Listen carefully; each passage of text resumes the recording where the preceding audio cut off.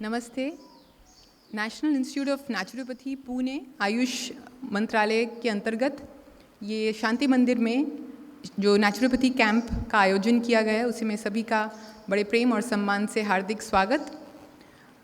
आत्मनिर्भरता, स्व स्वास्थ्य निर्भरता के द्वारा आत्मनिर्भरता इस कैंप का विषय है कि हम कैसे सेल्फ रिलायंट हों थ्रू सेल्फ हेल्थ रिलायंस।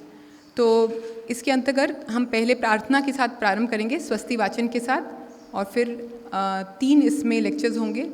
तो पहले हम आचार्य जी से अनुरोध करते हैं कि स्वस्ति वाचन के साथ प्रारंभ करें।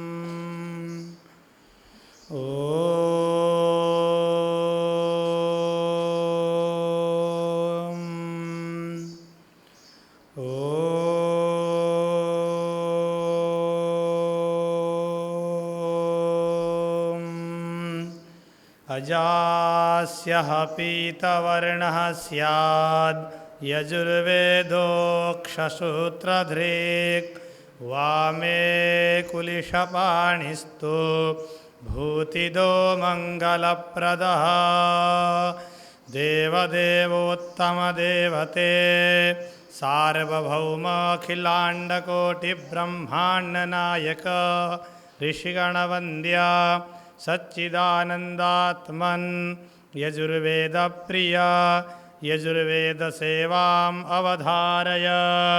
श्रीगणेशाय नमः, श्रीसरस्वत्यै नमः, श्रीवेदपुरुषाय नमः, श्रीगुरुभ्यो नमः। हरिः ॐ। स्वस्ति न इन्द्रो वृद्धश्रवाः स्वस्ति नः पूषा विश्ववेदाः स्वस्ति नस्तार्क्ष्यो अरिष्टानेमिः स्वस्ति नो बृहस्पतिर्दधातु प्रेखादशवामरुताः कृष्णीमातरः शुभञ्जावानो विदथे खुजगमायाः अग्निजुह्वामनवः सूरचक्षासो विश्वेनो देवा अवसा गामन्निः भद्रं कर्णेभिः शृणुयाम भद्रं पश्येम क्षभिर्जत्राः स्थिरैरङ्गैस्तुष्ट्वा गुंसस्तानोभिर्व्यासे महि देवहितं जदायुः शतमिन्नो शारदो अन्तिदेवा जतरा नश्चकरा जारसन् तनूनाम् पुत्रासो जतरा पितारो भवन्ति मानो मध्यारीरिखाता युर्गन्तोः आदितृद्योरादितिरन् तारिक्षामदितिर्मा सपिता सपुत्राः विश्वेदे वा अदितिः पञ्चजना आदितृजा तमदितिर्जानितवाम्मा द्योः शान्तिरन्तर शान्तिः पृथिवी शान्तिरापः शान्तिरोखाधायः शान्तिः वनस्पतयः शान्तिर्विश्वे देवाः शान्तिर्ब्रह्म शान्ति सर्वगुं शान्ति शान्तिरेव शान्तिः सामा शान्तिरेधि जतो यतः समीहसे ततो नो अभयं शन्नः कुर्प्रजाभ्यो भयन्नः पशुभ्यः ॐ शान्तिः शान्तिः शान्तिः सुशान्तिर्भवतु सर्वारिष्ट सर्वोपद्रव शान्तिरस्तु। सद्गुरुनाथ महाराज की जय। पुनः सभी का बड़े प्रेम और सम्मान से हार्दिक स्वागत। अभी हमारे पहले वक्ता हैं डॉक्टर आकाश शाह, जो एक नेचुरोपैथ हैं। उन्होंने बड़ौदा से अपनी डिग्री हासिल की है और अभी यहाँ वलसाड में आरोग्य उपवन नामक केंद्र में कार्यरत हैं। तो हम उनका स्वागत करते हैं, डॉक्टर आकाश शाह।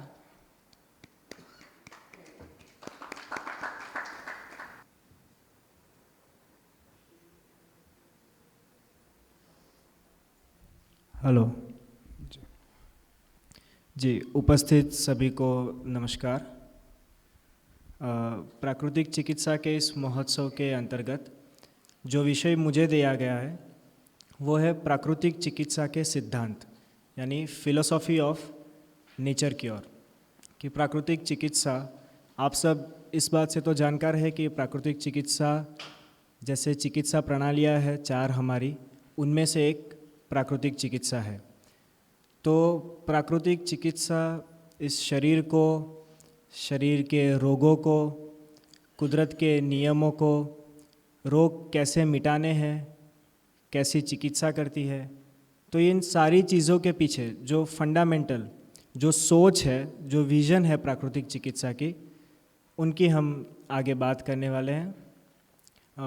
पहला सिद्धांत जो है प्राकृतिक चिकित्सा का, पहला सिद्धांत ये है कि यह शरीर स्वयं से ठीक हो सकता है। और यही सिद्धांत है जहाँ प्राकृतिक चिकित्सा बाकी सारी चिकित्सा प्रणालियों से भिन्न है, कि शरीर स्वयं से ठीक हो सकता है। आप में से कई लोगों ने ये उदाहरण, एग्जाम्पल सुने होंगे कि शरीर कैसे स्वयं से ठीक हो सकता है। यदि हमें जब कोई चोट लगती है, फ्रैक्चर्स होते हैं या स्किन पे कोई कट्स आते हैं, तो कैसे शरीर खुद से रुझाव लाता है, शरीर खुद से कैसे उसे हील कर देता है। तो इस एग्जाम्पल का हम जनरली उपयोग करते हैं ये बताने के लिए कि शरीर स्वयं से ठीक हो सकता है। लेकिन इसको थोड़ा बढ़ाने की ज़रूरत है और एक्सप्लोर करने की ज़रूरत है। ये खाली कुछ चोट लगने पर शरीर ठीक करता है, वहाँ तक की बात नहीं है।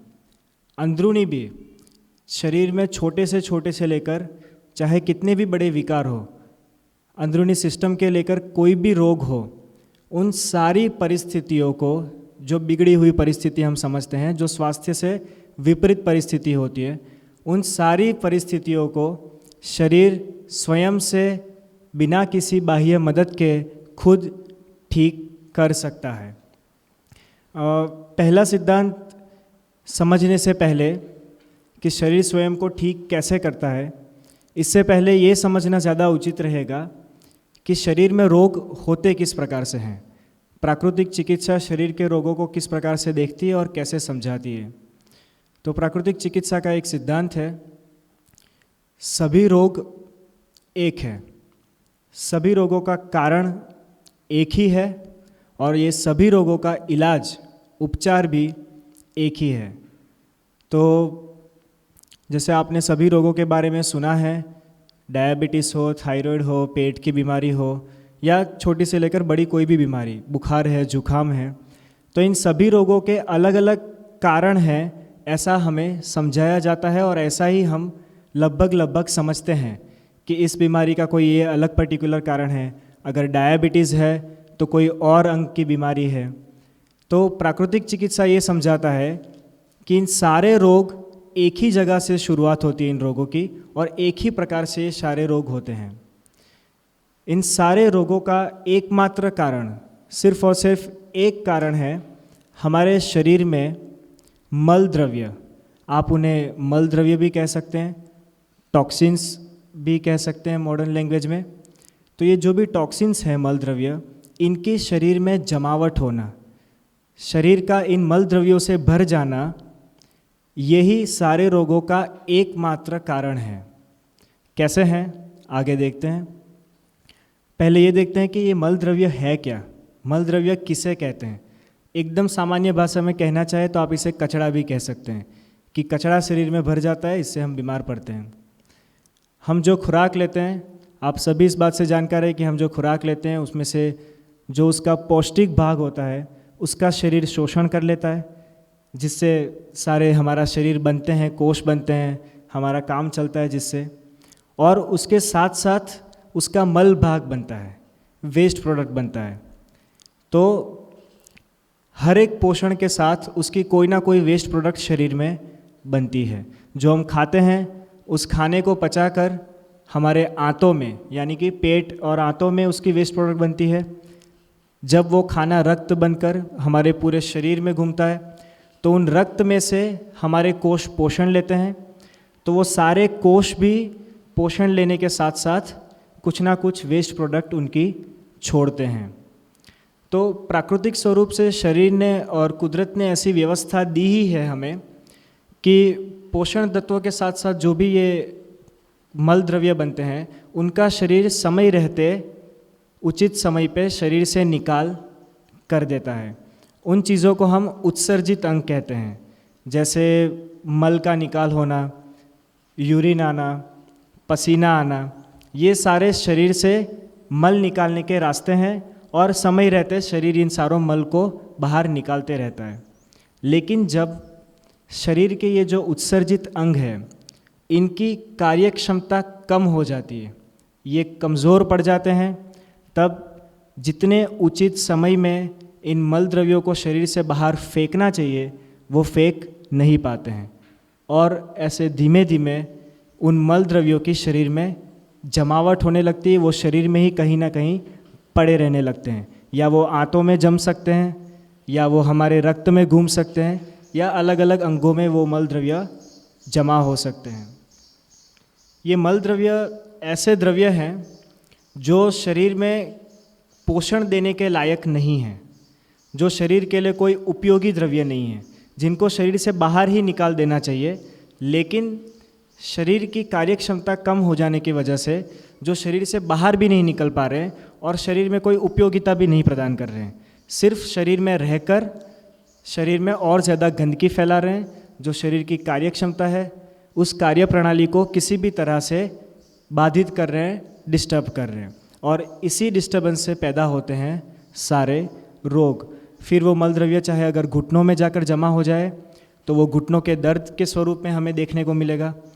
मान लीजिए अगर वो आंतों में जमा हो जाए तो किसी को कब्ज़ की तकलीफ़ हो सकती है, वही आगे जाकर कुछ पेनक्रियाज में या वहाँ जाकर अफेक्ट करे तो उसकी वजह से डायबिटीज़ हो सकता है। तो जितने भी रोग हैं सारे, इन सब के पीछे मूल वजह एक ही है कि इन मल द्रव्यों का शरीर में संचय होना। अब ये मल द्रव्य शरीर में बनते कैसे हैं? हमने बात की कि जैसे हम खुराक लेते हैं उसका पोषक तत्व बनता है, उसके साथ ही मल द्रव्य बनते हैं जो शरीर को बाहर निकाल देना चाहिए। लेकिन कुदरत ने हमें सारे शरीर को इतनी शक्ति तो दी है कि वो जो भी मल द्रव्य बनते हैं उन्हें शरीर से बाहर निकाल सकता है। लेकिन कब? जब कुदरत ने जो शरीर हमें दिया है उस शरीर के हिसाब से जो खुराक हमें लेनी चाहिए, अगर वो खुराक हम लेते हैं तो उनका मल द्रव्य शरीर ठीक से बाहर फेंक पाता है।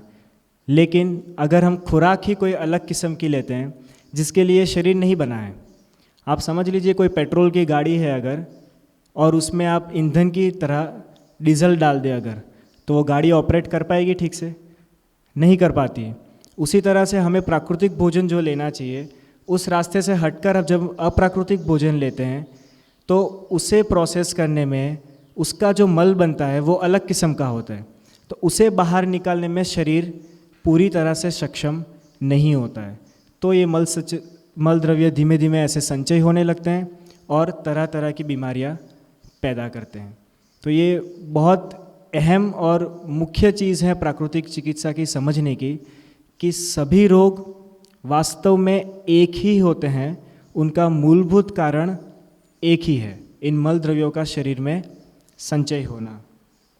इसी मल द्रव्यों की हम आगे बात करते हैं प्राकृतिक चिकित्सा के एक और सिद्धांत के द्वारा। प्राकृतिक चिकित्सा का एक सिद्धांत है कि तीव्र रोग, यहाँ बैठे कितने लोग समझते हैं तीव्र रोग को? खाली हाथ ऊपर कर दीजिए अगर आप समझते हैं कि तीव्र रोग या एक्यूट डिजीज़ किसे कहते हैं। किसी को जानकारी नहीं है? ठीक है, मैं समझा देता हूँ। जो बीमारियां हैं उन बीमारियों को मुख्यतः दो श्रेणी में विभाजित किया जाता है। एक होती है तीव्र रोग, इंग्लिश में कहे तो एक्यूट डिजीज़, और दूसरा होता है जीर्ण रोग यानी कि क्रॉनिक डिजीज़। तीव्र रोग हम किसे कहेंगे? बुखार आना, सर्दी जुकाम होना, उल्टी या दस्त लगना, शरीर पे फोल्ली वगैरह, बॉयल्स वगैरह हो जाना, चमड़ी के विकार होना, इन सारी चीज़ों को तीव्र रोग कहते हैं। इनके लक्षण क्या है? नाम से ही पता चलता है कि इनका स्वरूप तीव्र है। जो लक्षण पैदा करते हैं वो लक्षण तीव्र होते हैं और क्षणिक होते हैं। जितने ये तीव्र होते हैं उतना ही ये कम समय के लिए होते हैं। जैसे बुखार वगैरह आता है या सर्दी जुकाम होता है तो हम इन रोगों को कैसा मानते हैं कि सर्दी होती है 2-3 दिन में मिट जाती है, बुखार आता है 2-3 दिन में उतर जाता है, कफ वगैरह निकलता है तो 2-3 दिन निकल के थम जाता है। तो ये सारी चीज़ें जो कम समय के लिए होती हैं रोग और तीव्र होती है उनका स्वरूप। जब आपको बुखार आया रहता है तो आप कोई भी कार्य करने की क्षमता में नहीं रहते हैं, तो इन्हें तीव्र रोग कहते हैं। अब दूसरा है जीर्ण रोग। जीर्ण रोग का स्वरूप क्या होता है? वो पुरानी बीमारी होती है लेकिन उसका स्वरूप इतना तीव्र नहीं होता। आप कोई थायराइड का दर्दी है, कोई टीबी का दर्दी है या डायबिटीज़ का दर्दी है, तो आप बाहर से देखकर कोई ऐसा लक्षण आपको देखने नहीं मिलेगा कि इनको अभी कोई बीमारी हुई है, लेकिन वो बीमारी धीमे धीमे शरीर में चलती रहती है और वो बीमारियां लंबे समय के लिए रहती हैं। आपको समझ आ रहा है तीव्र रोग या जीर्ण रोग? ठीक है, समझ आ रहा है, ये सोच के मैं आगे बढ़ता हूँ। तो ये सारे जो इनमें से तीव्र रोग हैं वो हमारे शरीर के दुश्मन नहीं हैं बल्कि वो हमारे शरीर के मित्र हैं। ये है प्राकृतिक चिकित्सा का सिद्धांत। मित्र हैं इसका मतलब क्या हो गया कि अगर हमें सर्दी होती है, अगर जुकाम लगता है, अगर उल्टी या दस्त होता है, अगर बुखार आ जाता है, तो ये सारे जो हैं जिन्हें हम रोग कहते हैं, हमारा दुश्मन समझते हैं, वे वास्तव में हमारे दुश्मन नहीं हैं बल्कि मित्र हैं। कैसे हैं मित्र? आगे के सिद्धांत में हमने देखा कि ये मल द्रव्य शरीर में संचित होने लगते हैं और यही सारे रोग का कारण है। तो अब जैसे ही ये मल द्रव्य शरीर में संचित होने लगते हैं तो ये कुदरत ने इस शरीर को एक क्षमता दी है कि अगर इसकी जो नियमित कार्य प्रणाली है या जो नेचुरल सिस्टम है उसमें अगर किसी भी तरह की कोई बाधा आती है, कोई बिगाड़ होता है, तो वो खुद इतनी सचेत हो जाती है कि इन बिगाड़ को वो सुधारने लगे। अगर मल द्रव्य अंदर शरीर में जमा होने लग गए तो शरीर खुद से कोशिश करेगा कि इन मल द्रव्यों को शरीर से बाहर फेंका जाए ताकि शरीर फिर से स्वच्छ और स्वस्थ हो सके। ये वैसी ही बात है जैसे अगर हमारा खुद का घर हो कोई, उस घर में अगर ज़्यादा मिट्टी वगैरह, कचरा वगैरह अगर भरने लग जाए तो किसी बाहर से किसी को आने की ज़रूरत नहीं है घर साफ़ करने के लिए। जिसका खुद का घर है उसे अंदर से ही चेतना आ जाती है कि मेरा घर खराब हो रहा है, तो मुझे प्रयास करना चाहिए कि इस घर को मैं साफ़ कर दूँ। तो वैसे ही सारे शरीर को, ऐसा नहीं कि कोई एक शरीर या सबके शरीर अलग अलग है, सारे शरीर, और सिर्फ मनुष्य नहीं, मनुष्य के अलावा भी दूसरे जितने भी जीव हैं उन सबके शरीर में जब भी ये मल द्रव्य संचित होते हैं तो शरीर बर्दाश्त नहीं कर सकता क्योंकि शरीर की कार्य पद्धति में बाधा आ जाती है। तो शरीर खुद ही ये प्रयास शुरू कर देता है कि इन मल द्रव्यों को शरीर से बाहर फेंक दिया जाए और इस शरीर को फिर से स्वस्थ जीने के लायक बना दिया जाए। तो इन मल द्रव्यों को बाहर फेंकने के प्रयास में शरीर तीव्र रोग पैदा करता है। आपको उदाहरण दूं कि अगर उल्टी या दस्त होते हैं तो उनमें शरीर से जो भी द्रव्य बाहर निकलते हैं वो सारे दूषित द्रव्य होते हैं, ये तो सब समझते हैं। कोई अच्छे पोषक द्रव्य होते नहीं, वो सारे दूषित द्रव्य है जिनको शरीर उल्टी से या दस्त से बाहर फेंक रहा है। अगर जुखाम या सर्दी लगती है तो जो कफ निकलता है वो कफ भी कोई शरीर का प्राकृतिक हिस्सा तो है नहीं कि शरीर में कोई काम का द्रव्य है, वो सारे मल द्रव्य ही हैं, कचरा ही है, जिन्हें शरीर सर्दी और जुखाम के द्वारा बाहर फेंकने की कोशिश कर रहा है। तो इन सारे तीव्र रोगों को कोई रोग या दुश्मन की तरह ना देखकर इन्हें एक शरीर का प्रयास समझना चाहिए, और वो प्रयास ही है वास्तव में।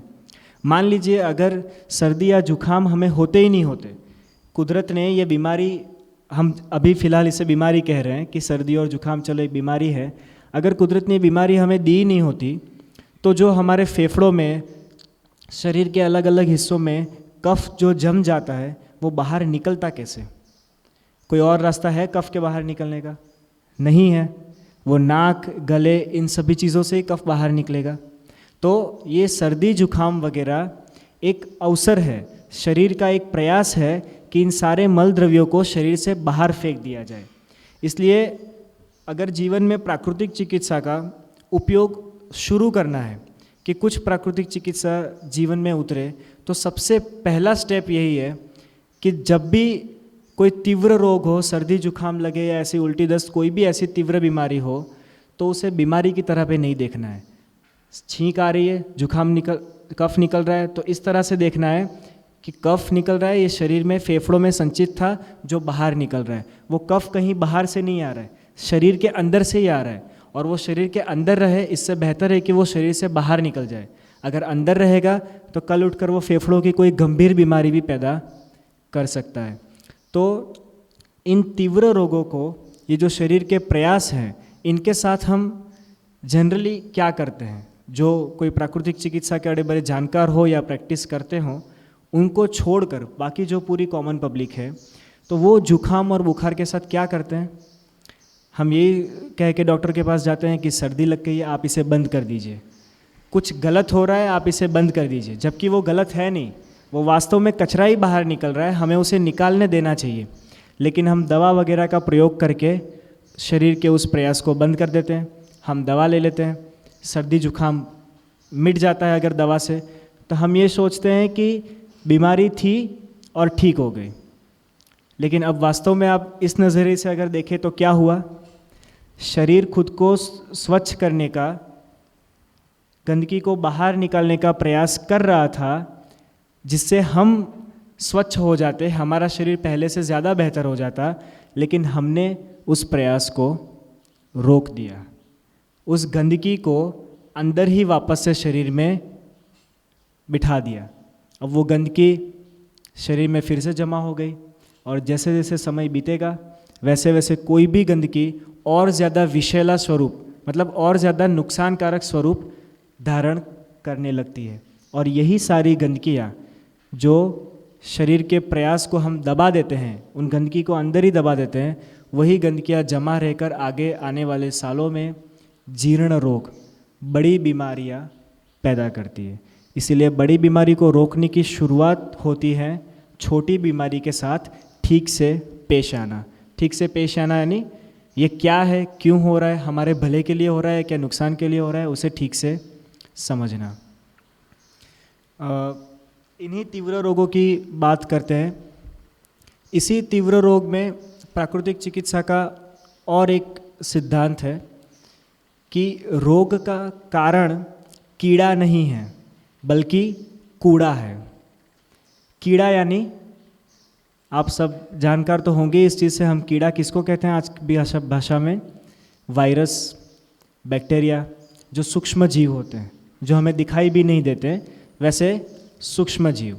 और ज़्यादातर अधिकांश हम सब आज यही मानते हैं कि ये सारे जो सूक्ष्म जीव हैं वो कहीं ना कहीं हर शरीर में जो भी बीमारी होती है, इन सारी बीमारियों का कारण कौन है? वो सूक्ष्म जीव। है कि नहीं है? ठीक है। लेकिन ये सिद्धांत क्या कहता है कि वो कीड़ा किसी रोग का कारण नहीं है। शरीर के अंदर जो कूड़ा यानी कि जो कचरा, जो हमने पहले सिद्धांत में ही देखा कि ये मल द्रव्य जो शरीर में जमा होते हैं वो वास्तव में रोग का कारण है। आप देखेंगे कि कहीं बाहर आपने कोई खाद्य पदार्थ या कोई खाने की चीज़ आप रास्ते पे फेंक दीजिए, थोड़ी देर बाद वो सड़ने लगेगा, तो आप पाएंगे कि वहाँ उस खुराक के आसपास चींटियाँ आए या कोई भी ऐसे कीटाणु किस्म के सूक्ष्म जीव वहाँ मंडराने लगते हैं। अगर यहाँ थोड़ी सी चीनी भी अगर गिरा दी जाए तो कुछ मिनट बाद उस चीनी के आसपास आपको चींटियाँ घूमती हुई नज़र आ जाएगी। लेकिन चींटियाँ पहले तो नहीं थी, या थी भी तो घर में अंदर तो नहीं आ रही थी। वैसे ही शरीर में सेम इसी प्रकार से घटना बनती है कि जब हम शरीर को मल द्रव्यों से भरने लग जाते हैं तब उन मल द्रव्यों से आकर्षित होकर वो जीवाणु वहाँ पे पैदा होते हैं। मतलब जीवाणु कहीं बाहर से आकर हमें रोगी कतई नहीं करते हैं, कभी नहीं करते हैं। हम शरीर में कूड़ा डालते हैं, कचरा डालते हैं, ऐसी खुराक लेते हैं जिससे शरीर में गंदगी जमा होती है और उस गंदगी में फिर ये कीड़े सूक्ष्म जीव पनपते हैं। आपको पता है एक पक्षी है, शायद इसे समड़ी कहते हैं या गीत, मुझे ठीक से पता नहीं, लेकिन उसका काम ये होता है कि जहाँ भी कोई किसी भी जीव का देहांत होता है तो वो जो डेड बॉडी है, मृत शरीर, उसको खाने के लिए वो वहाँ पे पहुँच जाते हैं। इसलिए पहुँच जाते हैं ताकि वो अगर उनको खा के ख़त्म करे तो वो कचरा उस जगह से हट जाए, क्योंकि देहांत के बाद तो ये शरीर एक कचरा ही है।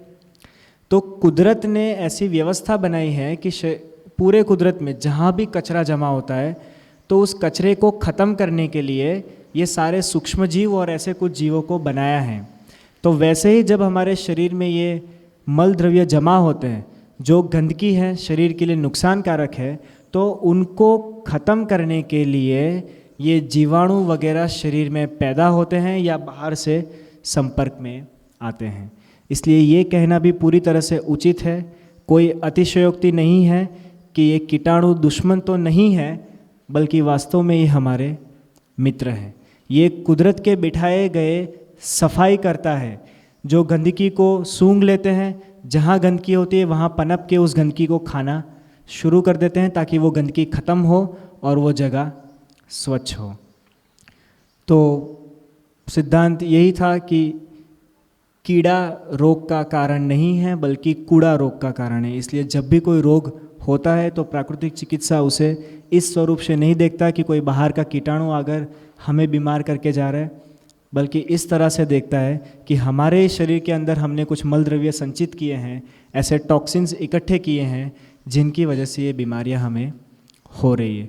और उन्हीं टॉक्सिन्स को शरीर जब बाहर फेंकने का प्रयास करता है, उन्हीं प्रयासों को हम तीव्र रोग कहते हैं। हमने समझ लिया आगे के सिद्धांत में कि ये सर्दी, जुखाम, उल्टी, दस्त वगैरह सब चीज़ें, बुखार भी, ये सारी चीज़ें उन टॉक्सिन को बाहर निकलने का ही एक प्रयास होता है और उन्हीं को हम रोग कहते हैं। तो इस तरह से देखा जाए तो ये सारे जो मल द्रव्य है वही सारी बीमारियों का कारण है। अब बीमारियों का कारण हम करीब करीब समझ चुके हैं शायद। तो इन बीमारियों को अब ठीक कैसे किया जाए, चिकित्सा उपाय कैसे किया जाए, इसे प्राकृतिक चिकित्सा किस तरह से देखता है।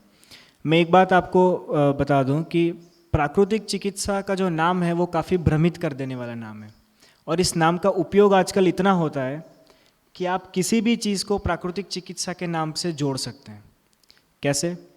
प्राकृतिक चिकित्सा मतलब हमें खाली एक ही शब्द दिखाई देता है, नेचर। मतलब जो भी नेचर से जुड़ा है हम उन हर चीज़ को प्राकृतिक चिकित्सा से जोड़ देते हैं। आपने देखा होगा समाज में हम खुद भी बोलते हैं, दूसरे भी कहते हैं। अब हम सारे खाद्य पदार्थ को, कुछ भी हम खाते हैं, कुछ भी हम लाइफस्टाइल जीते हैं, उन सारी चीज़ों को हम जज करने लग गए कि अरे ये तो नेचुरली है, ये तो कुदरत से ही आ रहा है ना, ये तो नेचुरली है, मतलब ये प्राकृतिक चिकित्सा ही है। तो जो चीज़ें नेचर ने बनाई हैं, कुदरत ने जो चीज़ें बनाई हैं, उन चीज़ों के उपयोग करने को प्राकृतिक चिकित्सा नहीं कहते हैं। क्योंकि अगर कुदरत ने फल उगाए हैं तो उसी कुदरत की ज़मीन पर मिर्चियाँ भी उगती हैं, उसी कुदरत की ज़मीन पर तंबाकू भी उगती है, उसी कुदरत की चीज़ें जो हैं, जो अनाज वगैरह है, उन्हीं को सड़ा कर शराब भी बनती है। वो भी अननेचुरल तो नहीं है। इस पूरे कुदरत में जितने भी पदार्थ हैं वो कहीं बाहर से नहीं आ रहे, कुदरत ने दिया है तो ही वो आ रहे हैं। चाहे हम उसे प्रोसेस करके ले या कैसे भी ले, लेकिन उसका स्रोत तो कुदरती है। अगर तंबाकू से सिगरेट भी बने तो तंबाकू कोई दूसरे प्लेनेट से तो नहीं आ रहा है, कुदरत ने ही उगाया है। इसलिए अगर हम इस नज़रिए से आगे चलते हैं कि जो जो चीज़ें कुदरत ने बनाई है, मतलब ये सब इनका उपयोग करना, इसे हम प्राकृतिक चिकित्सा अगर कहने लगे तो ये चीज़ यहाँ पे गलत साबित होगी। और यही एक कारण भी है कि जो सही प्राकृतिक चिकित्सा है उसका प्रयोग आजकल कम हो रहा है, और प्राकृतिक चिकित्सा के नाम पर हम कई चीज़ें जो प्राकृतिक चिकित्सा नहीं कहला सकते, उन चीज़ों का प्रयोग हम करते हैं। अगर इसे प्राकृतिक चिकित्सा नहीं कहते तो प्राकृतिक चिकित्सा कहते किसे हैं?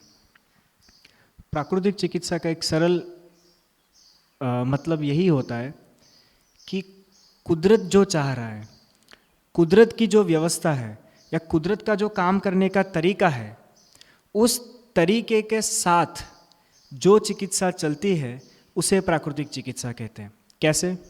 जैसे आपको सर्दी लग गई, छींकें आ रही है, नाक से कफ निकल रहा है, हमने देख लिया कि ये जो सारी चीज़ें हैं वो कफ को बाहर निकलने का एक रास्ता है।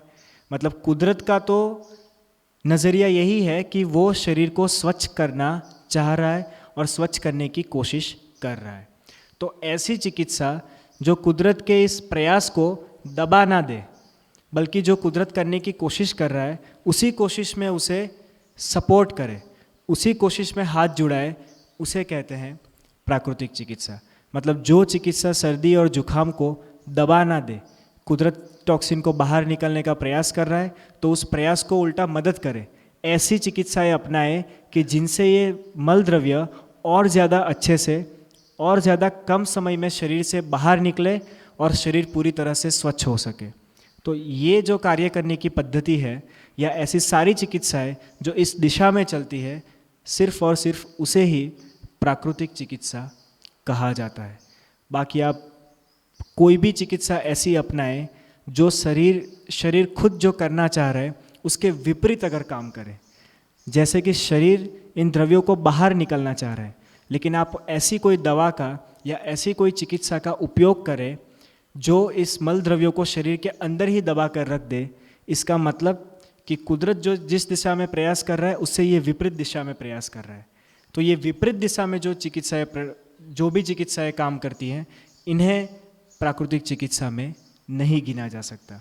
चाहे वो प्राकृतिक चिकित्सा के नाम पे ही प्रसिद्ध हुई कोई भी चिकित्सा हो जो इस तरह से शरीर के खिलाफ काम करती है, तो उन सारी चिकित्सा को हम प्राकृतिक चिकित्सा नहीं कहेंगे। प्राकृतिक चिकित्सा का जो सबसे अहम पहलू है कि जैसे आप कोई नेचुरोपैथी सेंटर में जाते हैं या प्राकृतिक चिकित्सक से, जैसे मैं हूँ, आप मेरे यहाँ उपचार कराने अगर आते हैं, तो उपचार का सबसे अहम चीज़ क्या है? प्राकृतिक चिकित्सा का सबसे अहम चीज़ है खुराक। क्यों खुराक है? क्योंकि जितनी भी बीमारियाँ हुई हैं वो सारी इन मल द्रव्यों की वजह से हुई है, और ये मल द्रव्य बनते कहाँ से हैं? ये भी कहीं बाहर से तो आते नहीं हैं। हम जो खुराक लेते हैं उस खुराक में से ही ये सारे मल द्रव्य बनते हैं। इसलिए प्राकृतिक चिकित्सा का सबसे अहम पहलू है खुराक को सुधारना। अगर आप कुदरती भोजन लेते हैं, प्राकृतिक भोजन करते हैं, तो ये शरीर में कोई मल द्रव्य बनेंगे ही नहीं और कभी कोई बीमारी होगी नहीं।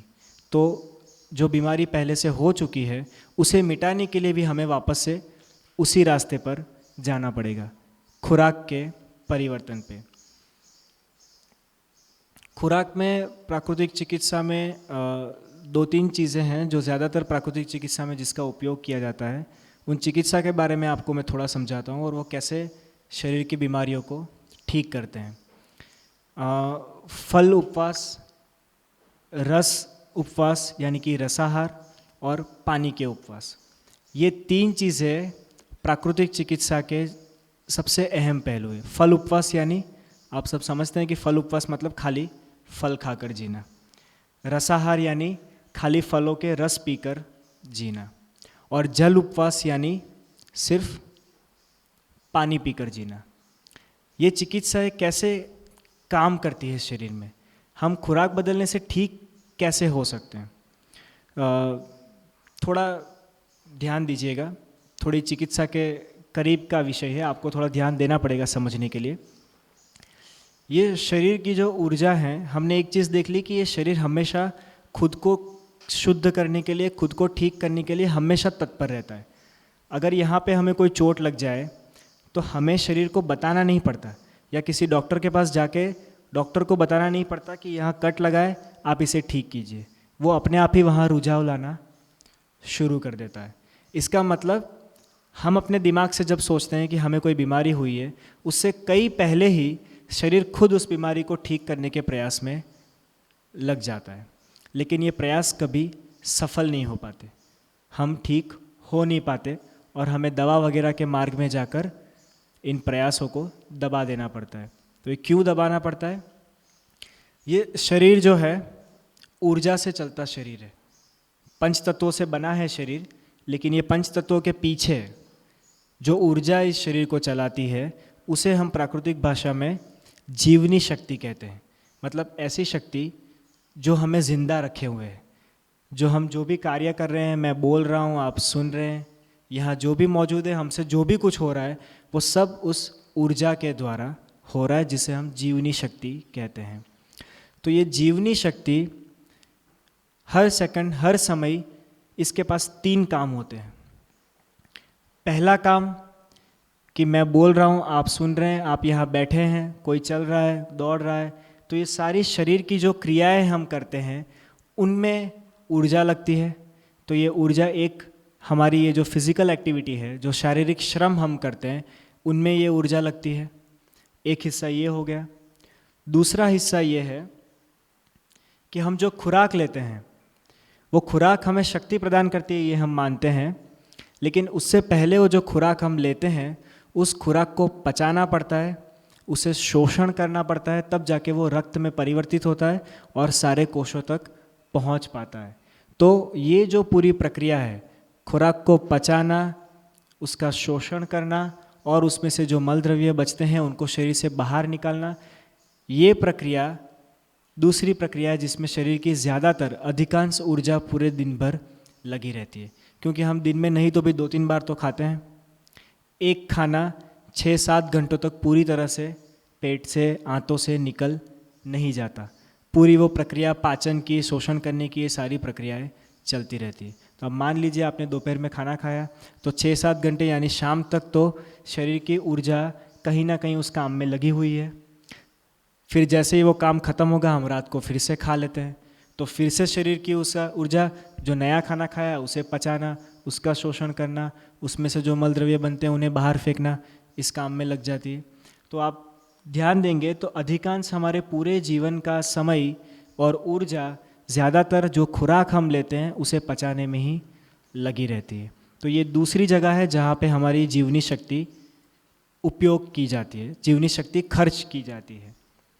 और तीसरी कार्य क्षेत्र ये है कि जैसे कोई फैक्ट्री मैन्युफैक्चरिंग का काम करती है, कोई प्रोडक्ट बनाती है, तो प्रोडक्ट बनाना उसका एक सबसे अहम काम है, लेकिन उसके साथ साथ मेंटेनेंस भी करना होता है। अगर कोई फैक्ट्री चल रही है तो नियमित तौर से उसकी सफाई भी करनी पड़ती है, मशीन को बीच बीच में सर्विस भी देनी पड़ती है। जो चीज़ें टूट गई हैं, ख़राब हो गई हैं, उनको बदल कर नई चीज़ें भी लगानी होती हैं। तो उसी तरह से इस शरीर में भी लगातार हमारे कोश टूटते रहते हैं, गंदगी जमा होती रहती है, जो शरीर की धातुएं हैं वो कहीं ना कहीं से क्षीण होती रहती है। तो ये जो भी डैमेज होता है शरीर को, जो भी नुकसान होता है, उस डैमेज को फिर से रिपेयर करना और उसे फिर से स्वस्थ करना, ये होता है शरीर का तीसरा काम।